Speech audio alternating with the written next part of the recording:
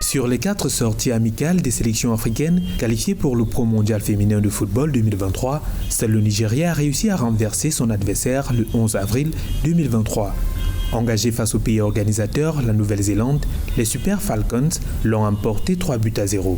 Une victoire facile obtenue grâce au but d'Ebi à la 34e, suivi de ceux de Eshengini à la 49e et de Oparanosier dans le temps additionnel.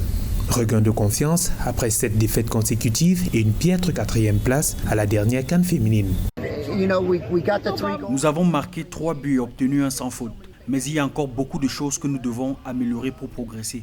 Et je pense que nous y parviendrons. Comme je l'ai dit, cela fait 2 sorties que nous construisons de mieux en mieux. C'est ce dont nous avons besoin avant d'aller à la Coupe du Monde. Dans les autres rencontres des matchs amicaux, l'Afrique du Sud a trébuché face à la Serbie 3-2, alors que c'était la douche froide pour la Zambie, foudroyée par les Sud-Coréennes 5-0. Les Lions de l'Atlas, quant à elles, s'inclinent sur le plus petit des scores face à la Roumanie 1-0.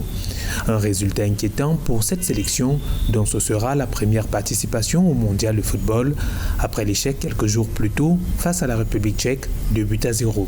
La préparation va déjà les permettre de mieux travailler, d'être en jambes, mais c'est pas demain que l'Afrique ira remporter la Coupe du Monde féminine. C'est déjà en étant conscient du niveau qui sépare les équipes africaines des autres confédérations qu'on peut travailler à combler ces lacunes. Et c'est en travaillant davantage qu'on pourra, dans les autres éditions, faire bonne figure et pourquoi pas prétendre un jour remporter cette compétition. Et bon, voilà, on va croiser les bras et scruter avec beaucoup d'attention les performances de ces nations-là. La Coupe du Monde féminine de football 2023, qui sera à sa 9e édition, va se dérouler en Australie et en Nouvelle-Zélande du 20 juillet au 20 août 2023. Le Nigeria évoluera dans le groupe B, la Zambie dans le groupe C, l'Afrique du Sud dans le groupe G et le Maroc dans le groupe H.